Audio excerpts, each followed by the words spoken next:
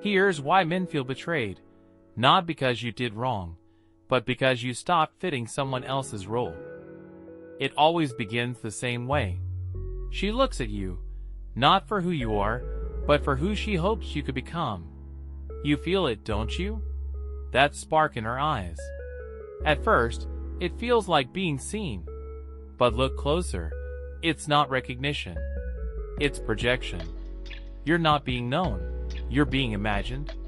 In her mind, you're not a man yet, you're potential. A blank canvas she believes she can paint into perfection. But here's the twist. That masterpiece she's creating? It's not really you.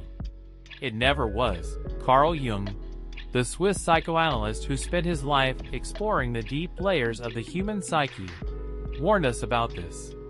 Not in the self-help, motivational way people quote online, but with surgical precision.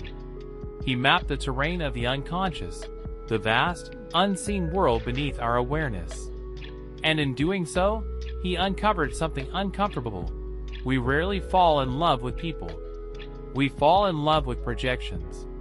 Women, Jung found, often fall for the idea of a man, the inner image of masculinity that lives inside their own unconscious. He called it the animus. When it's balanced, it guides intuition and respect. But when it's immature or unchecked, it becomes a tyrant, an invisible force that shapes attraction, fuels conflict, and turns relationships into psychological theater. She's not consciously trying to manipulate you. Most of the time, she doesn't even realize it's happening. She's drawn to the fantasy her mind built long before you arrived. You're simply the actor stepping into a role she's been writing since childhood.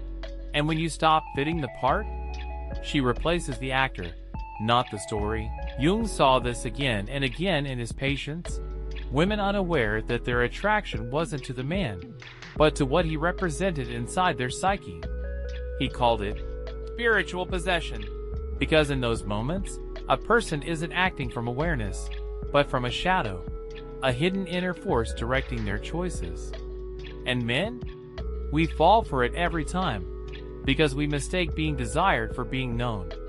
We hear, "You're different," and believe it. We crave that validation so deeply we ignore the truth.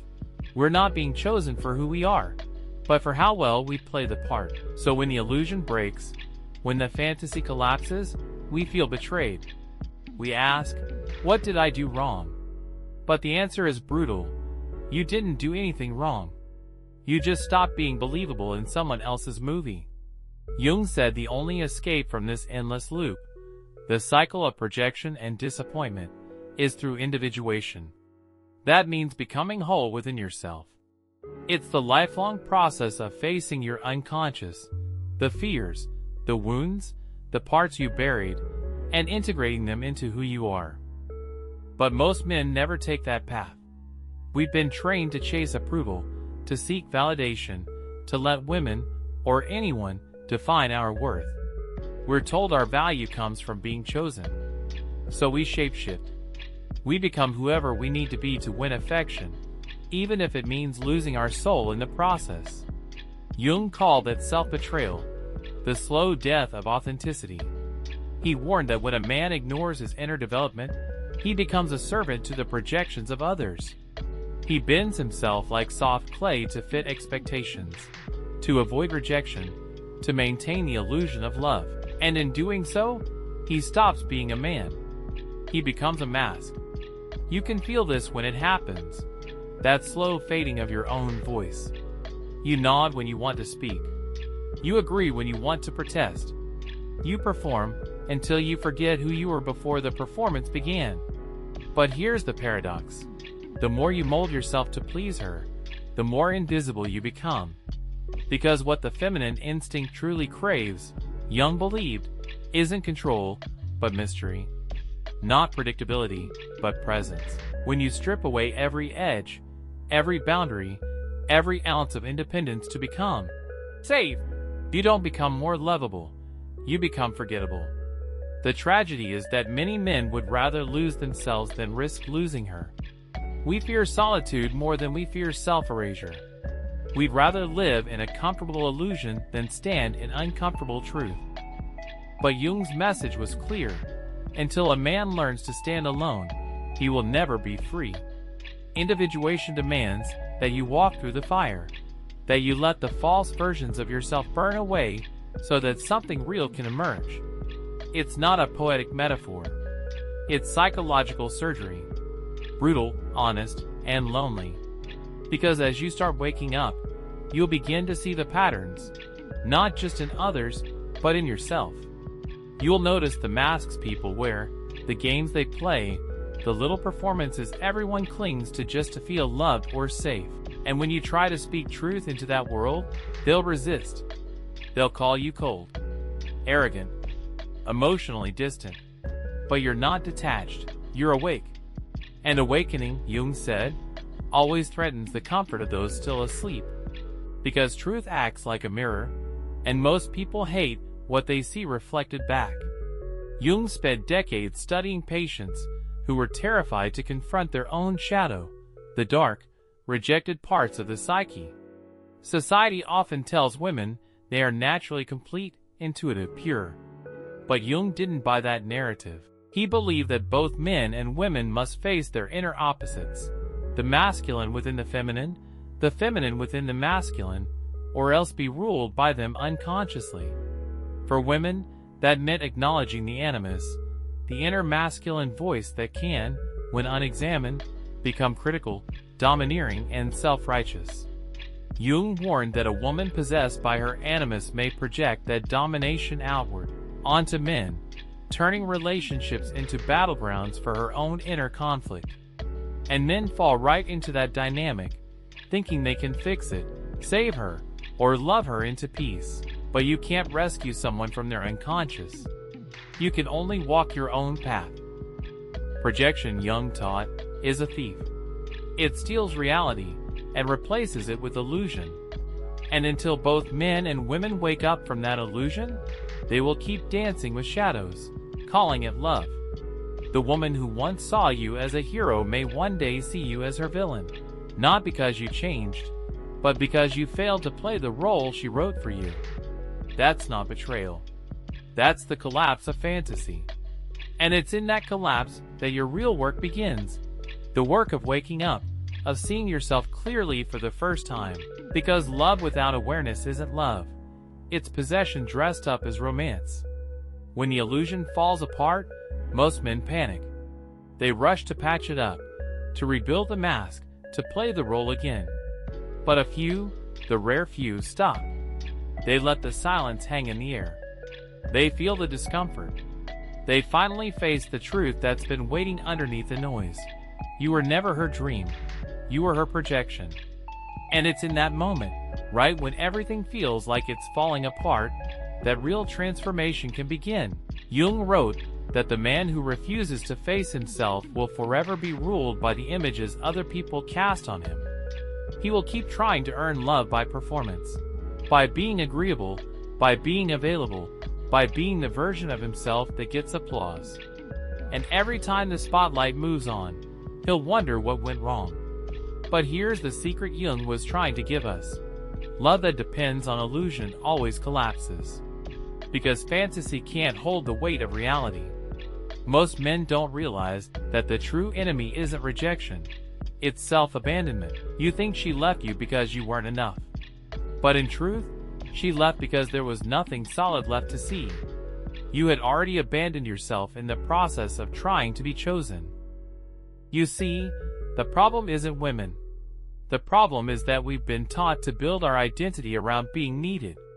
We chase validation like oxygen. And as long as you do that, you'll never truly know freedom. Jung's concept of individuation is the antidote, the process of becoming psychologically whole. It means developing your own inner structure instead of depending on someone else to complete you. It's not glamorous. It doesn't earn applause. It demands that you turn inward and face what you've avoided your entire life. The weakness, the fear, the parts of you that still ache for approval. Because that's where your strength lives. Not in pretending to be perfect, but in embracing your imperfection with brutal honesty. When you start walking that path, the world will test you. People won't understand you. Some will resent you because your presence threatens their illusions. Jung warned that the individuated man, the one who has faced his unconscious, is rarely celebrated. He is often misunderstood, called distant or arrogant, but what people are really sensing is power, not dominance, not aggression, but inner sovereignty. He can no longer be manipulated by projection. He no longer needs validation to feel whole. He is grounded, firm, calm, untouchable, because he knows who he is. And here's the paradox. When a man stops chasing approval, when he stands fully rooted in himself, that's when he becomes truly magnetic. Not because he's performing, but because he's real. Women sense this instinctively. The feminine isn't drawn to obedience, it's drawn to presence. It doesn't crave predictability, it craves mystery. A man who no longer seeks validation doesn't repel the feminine, he awakens it. Because now, she finally meets someone she can't control, someone who mirrors her instead of mimicking her. But let's be honest, most men won't get there, because the path is lonely. It demands you face solitude, silence, and your own shadows without distraction. Most would rather chase the next illusion, another relationship, another escape, another performance.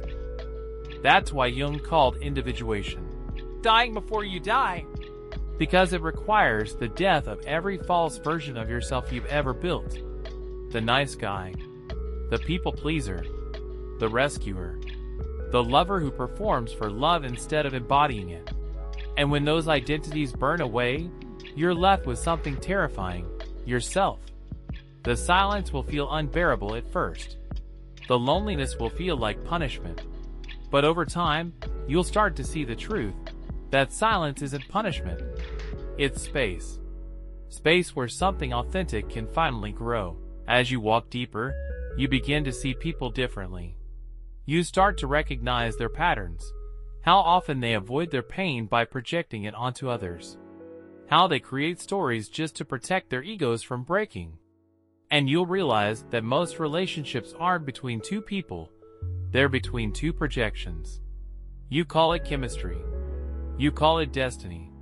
But Jung called it possession.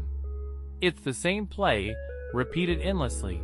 Two people meeting not in truth, but in illusion, each one trying to heal an inner wound by assigning it to the other. And when it fails, as it always does, they point fingers, not realizing they were both actors in a story written by their unconscious minds. So what's the way out? Jung said it starts with responsibility. You have to ask the question most men never ask. Why did I choose her? It's easy to blame, to say she was manipulative or cold or impossible to please. But what drew you to her in the first place? What inside you was trying to find wholeness through her eyes? Because until you confront that, you'll repeat the same story with different faces. You see, when a man hasn't faced his inner feminine, the emotional, intuitive, vulnerable side of his psyche, he projects it onto women. He makes them the carriers of his soul. That's why men say things like, "She's my everything." It sounds romantic, but Jung would have called it dangerous. Because when you hand someone else the responsibility of carrying your soul, you're setting them up to fail. No one can hold the weight of another person's wholeness. And when she inevitably drops it, because she must, you'll feel betrayed. But that's not betrayal. That's revelation. That's the moment life shows you that the work of becoming whole was never hers to do. It was always yours. You can spend your life angry about it. You can build walls, swear off love, or drown yourself in bitterness. Or, and this is the harder path, you can turn inward. You can start doing the work Jung called the integration of the shadow. You can stop looking for a savior and start becoming your own. Because every time you refuse to confront your emptiness, you become enslaved by it. Every time you avoid the pain, you hand your freedom to someone else. And that's what Jung wanted men to understand. Freedom doesn't come from being loved. It comes from being whole. It's not about rejecting women. It's about meeting them as equals, not as rescuers or victims, not as fantasies or ideals, but as human beings on their own journey toward integration. Only then can love be real, not a projection, not a possession, but a partnership between two conscious souls. So here's the truth most men never face. You were never meant to be chosen. You were meant to choose yourself. Because when you stop living for approval, something changes in the way you move through the world. You stop trying to convince. You stop performing. You stop chasing validation like a starving man begging for crumbs. You begin to walk with quiet certainty, not arrogance, not superiority, but calm self-possession. That's the energy of a man whose face is unconscious. And here's the irony Jung would have smiled at. The moment you no longer need her approval, that's when women start noticing you the most. Not because you're playing games, but because you finally radiate something real, wholeness. When you're whole, you stop attracting women who want to fix you, save you, or mold you. You start drawing in women who've done their own inner work, women who aren't chasing fantasy but truth. And when you meet one, you'll feel it immediately. She won't fall in love with the idea of you. She won't demand you perform a role in her private movie. She won't make you earn love by proving your worth. She'll stand in front of you, grounded, aware, and perfect, and she'll see you. Not as a hero, not as a project, but as a man. And you'll see her, too, not as a goddess or a puzzle to solve, but as another soul walking her own difficult, beautiful path toward wholeness. There's no clinging, no rescuing, no obsession. There's space. There's choice. There's respect. That's what Jung called individuated love. The kind that doesn't come from need, but from freedom. The kind that doesn't demand completion, because both people already stand complete. But let's be brutally honest. Most people will never experience this. Because it requires too much courage. It means facing the loneliness you've avoided your whole life. It means letting go of illusions that made you feel safe. It means dying to every false version of yourself before you can be reborn into something real. Most men quit before they get there. They go back to the performance, back to the script, back to chasing attention, because silence feels unbearable. But if you can endure that silence, if you can stand alone long enough to meet the man behind the mask, you'll realize something extraordinary. The emptiness you feared was never a void. It was potential. Space for truth to grow. You'll see that women were never the source of your identity. They were mirrors reflecting what you refused to face. And once you face it, everything changes. You'll stop needing people to complete you. You'll stop mistaking validation for love. You'll stop shrinking to fit into roles you've outgrown. You'll become the kind of man who walks into a room and doesn't need to say a word, because presence speaks louder than performance. And yes, it'll make people uncomfortable. They'll sense the weight of your awareness. They might call you detached, too serious, too independent. But what they're really feeling is that they can no longer control your sense of self. You've stepped off the stage. You've stopped auditioning. That's why Jung said the individuated man is often feared. Because he sees through the game of social masks, of emotional manipulation, of performative affection. He's no longer playing for applause. And that kind of freedom, real freedom, is rare. But it's also contagious. Because when you embody it, other men start to notice. They see something in you they can't quite explain. A quiet confidence, a depth that doesn't depend on external validation. You become proof that it's possible to live without the illusion. And that's when your journey stops being just personal. It becomes an example. You become a mirror not only for women, but for men still trapped in their own projections. Some will hate you for it. Some will mock you. But a few, the ones ready to wake up, will thank you. Because deep down, every man is starving for this truth. He's tired of being a puppet. He's tired of playing the role of the good guy, the provider, or the rescuer, all while burying his authentic self. He's tired of love that feels like performance. And when he hears truth spoken out loud, that the path to freedom begins not with being chosen, but with choosing himself, something inside him stirs. Something ancient. Maybe it's the same instinct our ancestors felt when they first looked into fire. That primal knowing that transformation always begins with destruction. That you have to let the old self burn for something real to rise. So if you've made it this far, understand this: Jung never promised comfort. He promised meaning. The work of individuation isn't easy. It demands total honesty, total responsibility, and total courage. But once you walk it, there's no going back. You'll no longer see relationships as games of approval. You'll no longer measure your worth by who stays or who leaves. You'll no longer let fear of loneliness keep you chained to illusion.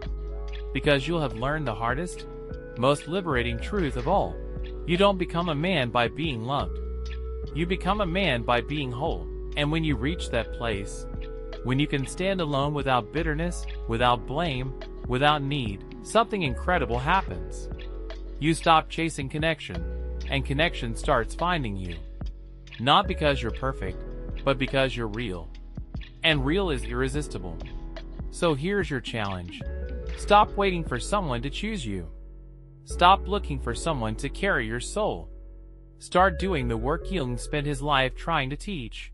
The work of becoming whole, of integrating the shadow, of standing tall in the truth of who you are. Because the man who chooses himself cannot be manipulated. He cannot be seduced by illusion. He cannot be reduced to a character in someone else's story. He becomes what Jung called a complete individual, not a fragment, not a role, but a being fully alive. And when that happens, love itself transforms. It's no longer a transaction. It's no longer a need. It becomes what it was always meant to be, a meeting between two souls, free from projection, free from fear, free to choose each other not out of emptiness, but from abundance. That is the kind of love Jung called dangerous. Not because it hurts, but because it awakens. It demands truth. It demands presence. And once you've tasted that kind of love, you'll never go back to pretending again. So if this message hits somewhere deep inside you, don't just scroll past it. Reflect on it. Sit with it. Share it with someone who needs it. Because maybe, just maybe, that's how we start changing this story. Not by blaming, not by performing, but by waking up. One man at a time.